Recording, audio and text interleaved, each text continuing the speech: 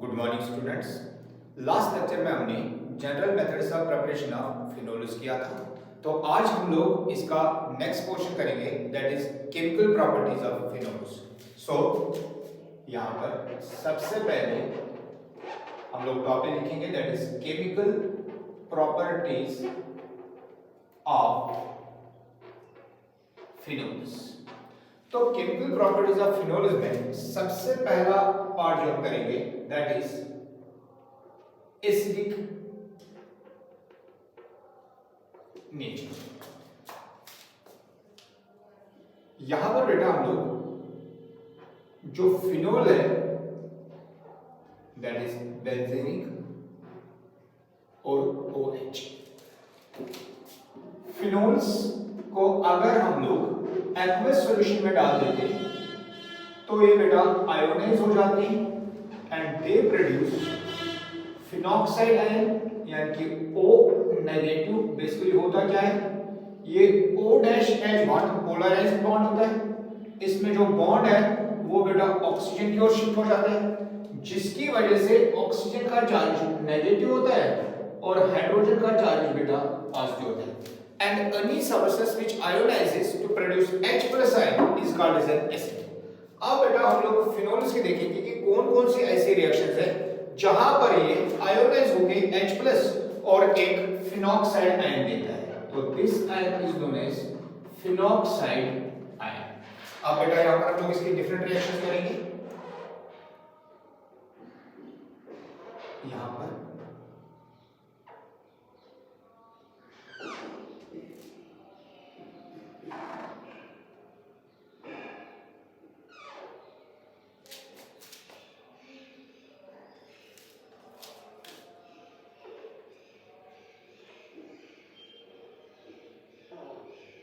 सबसे पहली रिएक्शन बेटा हम लोग इसकी मेटल्स के साथ करेंगे, एक्टिव मेटल्स, जैसे लिथियम हो, सोडियम हो, पोटेशियम हो, मैग्नीशियम हो। तो आपने याद रखना जो ये फिनॉल है ये आयोनाइज होकर हमें फिनॉक्साइड आयन और हाइड्रोजन देगा। अब ध्यान रखना यहां पर जब ये फिनॉक्साइड आयन देगा तो विल ऑब्टेन O नेगेटिव और साथ में बेटा H पॉजिटिव। ये स्पेस। अब जो ये सोडियम है इसकी ऑक्सीडेशन होगी, basically Na will give Na positive plus an electron। जो ये Na positive है ये बेटा इस फिनॉक्साइड आयन के साथ बॉन्ड बनाएगा और यहां मिलेगा हमें Na positive। अब जो ये एक इलेक्ट्रॉन है, किस इलेक्ट्रॉन को बेटा हाइड्रोजन गेन करेगा, that is H positive will gain an electron to produce H। लेकिन नेचर में H होता नहीं है, इसलिए बेटा हमें यहाँ H नहीं मिलेगा, हमें यहाँ H2 मिलेगा और वो बेटा हाफ, यानी कि एक मॉलिक्यूल के बदले में आधा मॉलिक्यूल हम लोग लिख सकते हैं। ये बेटा पहली रिएक्शन। सेकंड रिएक्शन में हम लोग इसी फिनोल को ट्रीट करेंगे एक अल्कली के साथ। जैसे यहां पर हम लोग बेटा सोडियम हाइड्रोक्साइड लेंगे, यहां से बेटा H आएगा, यहां से OH आएगा, एक न्यूट्रलाइजेशन रिएक्शन होगी, क्योंकि अभी हम लोगों ने लिखा कि ये एसिडिक नेचर ऑफ फिनोल को एक्सप्लेन करेगा। तो यहां पर बेटा हमने वो सारी रिएक्शन करनी है जहां पर फिनोल एसिड का काम करेगा। यहां से H, यहां से OH, so will obtain water और साथ में बेटा यहां पर हमें अगेन बेंजीनिक, जिसमें O का चार्ज नेगेटिव होगा और Na का charge positive. This compound is known as sodium phenoxide और सोडियम फिनॉक्साइड बेटा एक साल्ट होता है, ये भी यहां पर सेम बनेगा। ये सेकंड रिएक्शन होगी। अब बेटा नेक्स्ट रिएक्शन में हम लोग इसको ट्रीट करेंगे NaNH2। This compound is known as sodamide. इस NaNH2 में Na का चार्ज पॉजिटिव, NH2 का चार्ज नेगेटिव। अगेन बेटा जो ये H है ये NH2 के साथ, क्योंकि H का चार्ज पॉजिटिव है, O का charge negative, so O will form a bond with Na। तो इसलिए यहां पर बेटा हमें सेम कंपाउंड वापस मिलेगा, that is sodium phenoxide plus अब बेटा यहां पर अमोनिया प्रोड्यूस होगा। ये reaction number third. Reaction number 4 में हम लोग क्या करेंगे, हम लोग बेटा इसको ट्रीट करेंगे एक बाइकार्बोनेट के साथ, NaHCO3, that is sodium bicarbonate. Again बेटा हमने याद रखना Na का चार्ज पॉजिटिव, SCO3 का चार्ज नेगेटिव। अब होगा क्या, जो ये H है वो HCO3 के साथ कंबाइन होके H2CO3 देगा साथ में बेटा यहाँ पर हमें सेम कंपाउंड मिलेगा, दैट इज सोडियम फिनॉक्साइड, यहाँ O नेगेटिव और Na पॉजिटिव, इस तरह से लिख सकते हैं। इसी तरह से अगर हम लोग सोडियम बाइकार्बोनेट के बदले में सोडियम कार्बोनेट यूज करेंगे तो सोडियम का चार्ज बेटा अगेन यहाँ पर पॉजिटिव है, कार्बोनेट का चार्ज नेगेटिव है, नो डाउट कार्बोनेट का चार्ज बेटा 2 नेगेटिव। तो अगर कार्बोनेट का चार्ज 2 नेगेटिव है तो यहाँ से 2 हाइड्रोजन आने चाहिए, इसका मतलब ये बेटा 2 टाइम्स होना चाहिए, और उसके यहाँ पर 2 सोडियम यहाँ पर चले जाएंगे। So we will obtain again a compound O negative Na positive plus H2CO3। अब बेटा ये डिफरेंट ऑक्सीडाइजिंग प्रॉपर्टीज ये बेटा different acidic nature of the phenol को बेटा एक्सप्लेन करते हैं, लेकिन आपने याद रखना कि ये दो रिएक्शंस बेटा पॉसिबल नहीं है, नॉट पॉसिबल। ऑल्दो हमने यहाँ पर दोनों की दोनों रिएक्शंस लिखी हैं, लेकिन ये बेटा आपको इसलिए दिखाएगा कि थ्योरेटिकली ये दोनों रिएक्शन फीजिबल है, लेकिन प्रैक्टिकली बेटा ये दोनों रिएक्शंस नहीं होती है। क्यों, रीजन क्या है? तो यहां पर बेटा मैं रीजन लिखूंगा, जो H2CO3 है is more acidic than phenol। जो H2CO3 होता है वो ज्यादा एसिडिक होता है किसके कंपैरिजन में? फिनोल के।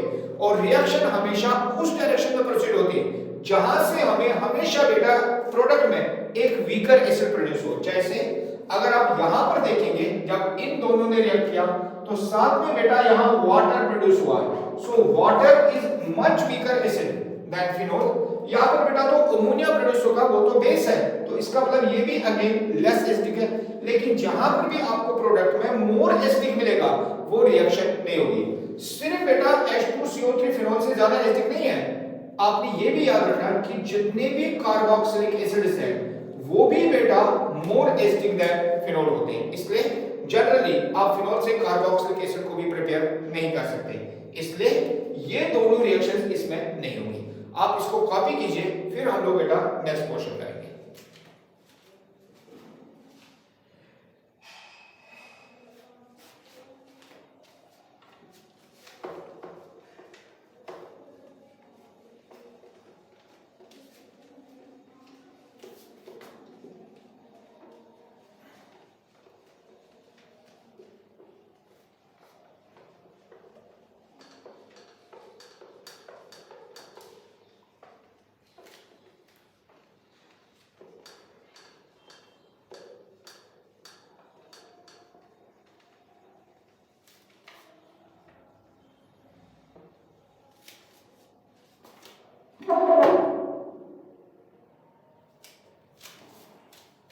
हाँ बेटा नेक्स्ट है कंपैरिजन ऑफ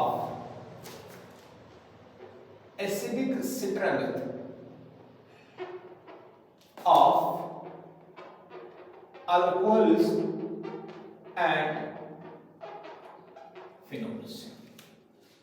हम लोग कहते हैं कि बेटा जो फिनोल्स हैं वो एसिडिक होते हैं, लेकिन जो अल्कोहल्स है वो जनरली न्यूट्रल होते हैं। क्या रीजन है कि दोनों के बेस, क्या रीजन है कि दोनों के पास OH ग्रुप है, लेकिन अल्कोहल जो है वो बेटा न्यूट्रल है और फिनोल जो है वो एसिडिक है। उसी को बेटा हम लोग एक्सप्लेन करेंगे। अब आपने याद रखना, जो फिनोल होता है दैट इज बेंजीन रिंग, साथ में बेटा OH, जब इसकी आयोनाइजेशन होती है तो it produces phenoxide ion that is O, यहां पर बेटा O negative plus H positive, यहां पर 2 इलेक्ट्रॉन आएंगे, ये बेटा बॉन्ड यहां शिफ्ट हो जाएगा और एक बॉन्ड का मतलब 2 इलेक्ट्रॉन।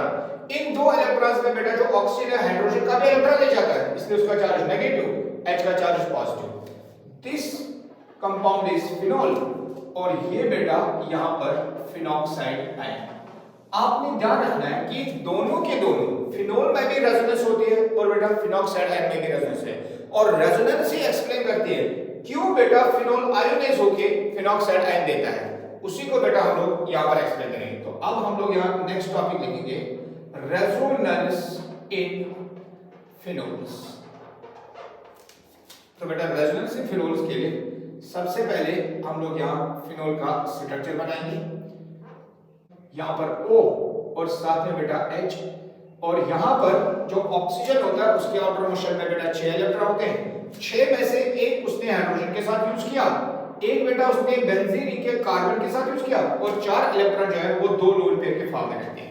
अब बेटा क्योंकि यहाँ लोन पेयर है, ये यहाँ डोनेट होगा, जिसकी वजह से ये पाई बॉन्ड जो है ये नेक्स्ट कार्बन पर बेटा शिफ्ट हो जाएगा। So we will obtain a next structure, it is benzene ring.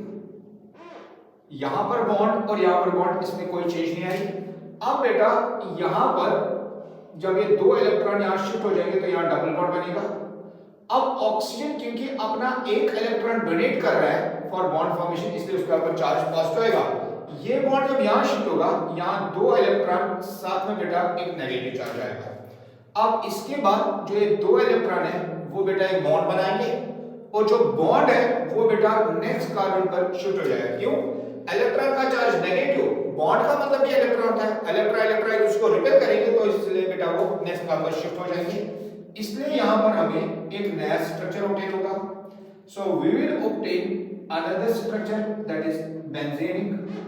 अब यहां पर बेटा बॉन्ड है, यहां पर बॉन्ड है, क्योंकि ये 2 इलेक्ट्रॉन एक बॉन्ड के बराबर, यहां 2 इलेक्ट्रॉन एक नेगेटिव चार्ज आएगा, रेस्ट ऑफ द स्ट्रक्चर पर उतना फर्क नहीं पड़ेगा, इसलिए बेटा ये इसी तरह से। नेक्स्ट स्टेप में अब क्या होगा? नेक्स्ट स्टेप में ये 2 इलेक्ट्रॉन बेटा एक बॉन्ड बनाएंगे, और बॉन्ड जो है वो बेटा एक लोन पेयर और एक नेगेटिव चार्ज,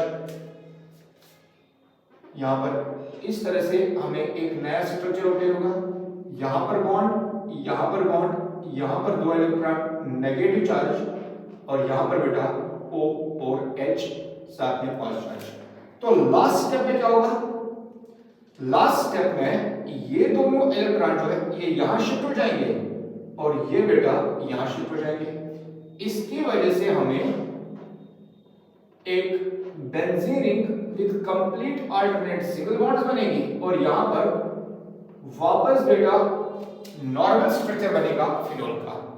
अब बेटा इसमें डबल बॉन्ड राइट साइड में है और इसमें वापस सिंगल बॉन्ड है। सो यहां से यहां जाते जाते बेटा रेजोनेंस होगी।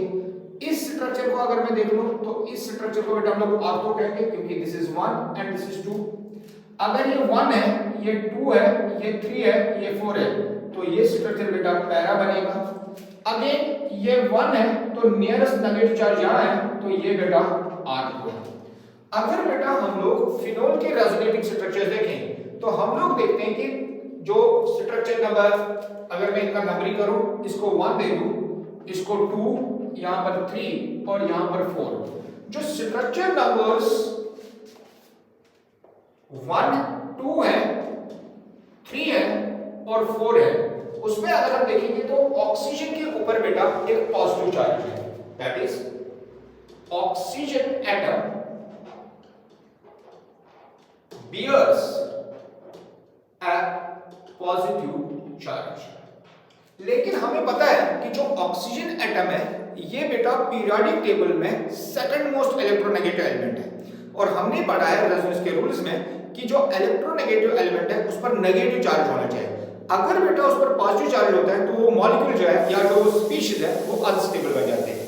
इसका मतलब हुआ structure number 2, structure number 3 and structure number 4 बेटा अनस्टेबल है। किसकी वजह से? क्योंकि ऑक्सीजन के ऊपर बेटा पॉजिटिव चार्ज है और हाईली इलेक्ट्रोनेगेटिव एटम के ऊपर पॉजिटिव चार्ज नहीं होना चाहिए, तो इसलिए यहां पर लिख सकते हैं मेकिंग देम अनस्टेबल।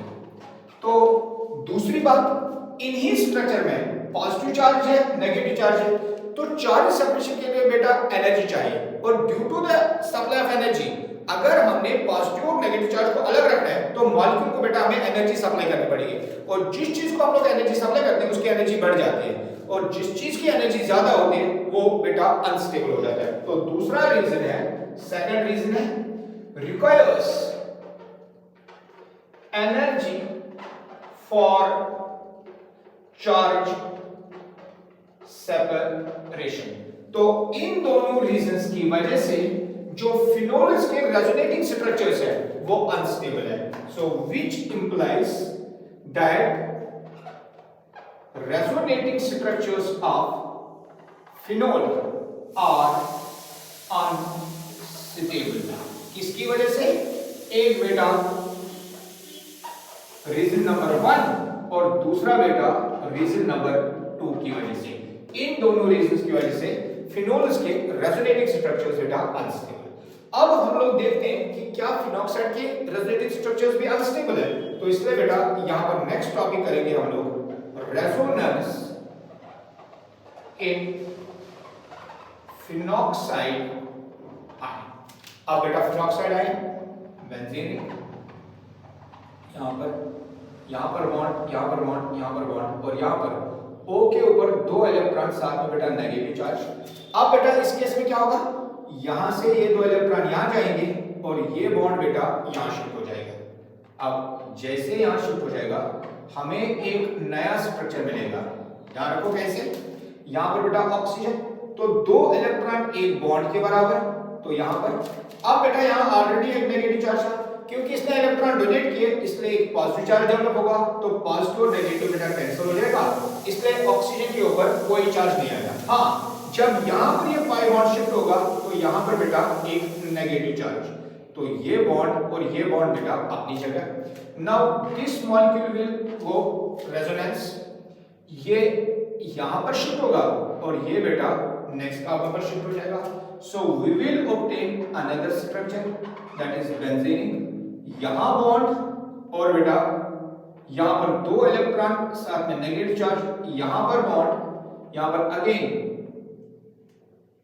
O, इस तरह से बॉन्ड बनेगा। नेक्स्ट स्टेप में बेटा ये 2 इलेक्ट्रॉन यहां आएंगे और ये बॉन्ड बेटा कॉर्नर पर शिफ्ट हो जाएगा। So we will obtain another structure that is